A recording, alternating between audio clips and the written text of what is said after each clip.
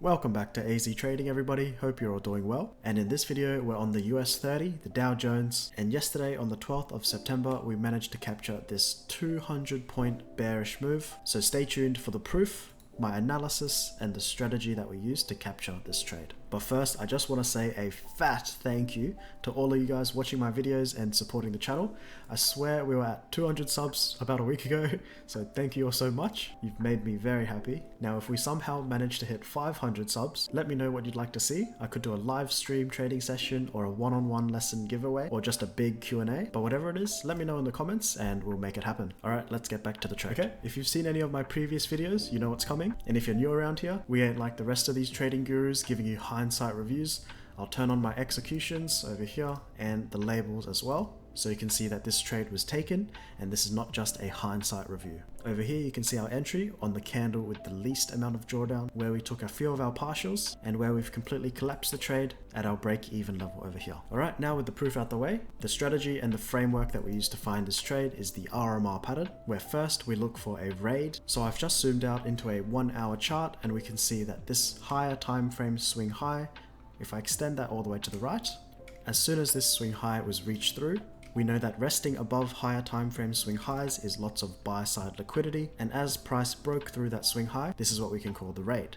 The next thing we look for is the market structure shift. So price is currently bullish, so it's making higher lows and higher highs, and in order for a market shift to happen, we need to start to see bearishness, meaning lower highs and lower lows. If I zoom in a bit more, we can see that this bullish leg did not make a higher high, and this bearish leg afterwards broke through this short-term swing low. And once this happens, we can call that the market structure shift, so price is now short-term bearish. And finally, the third thing we look for is the return. What that means is during this bearish market structure shift, we don't want to be placing shorts as the price is going down. We want to be placing shorts as price is going up. But you might ask yourself, how high must it go before we can place our short? So I've just zoomed in to a 1 minute chart, and during this bearish market structure shift, we can see that a gap has formed right over here.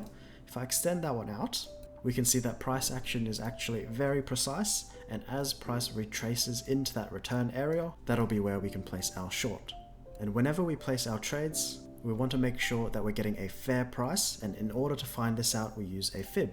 So if I draw an anchor point from the top of the swing to the bottom of the swing, we can see that anywhere above this 50% level would be considered a premium in price, meaning it is a fair price to short. And as you can see, that's exactly where I've placed my short position, with my stop loss at the raid's high, which is over here, or you can place your stop loss at this swing high over here, up to you.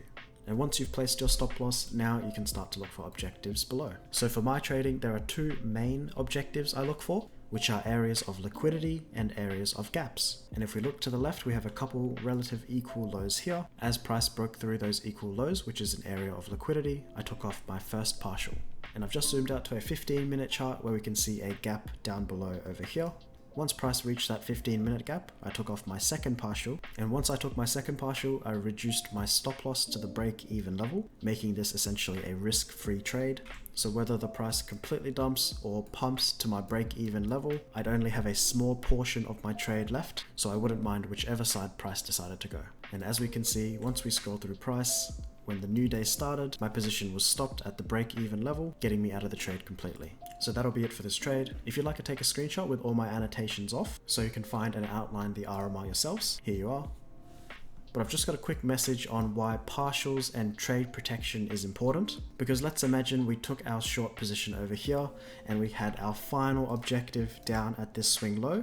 If we didn't take partials along the way, of course, if you hit your take profit, your profits will be larger since you haven't taken any partials. However, if price decides to reject and ends up stopping you out, not only have you not made any profits, but you've also ended the day with a loss. So this is one of the reasons why partials is important.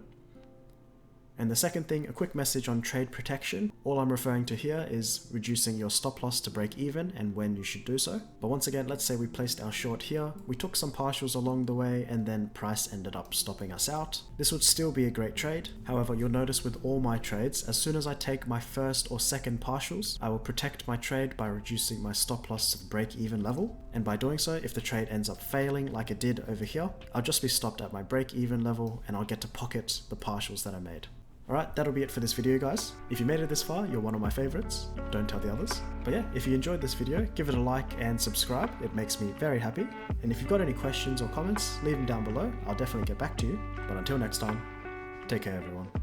Peace.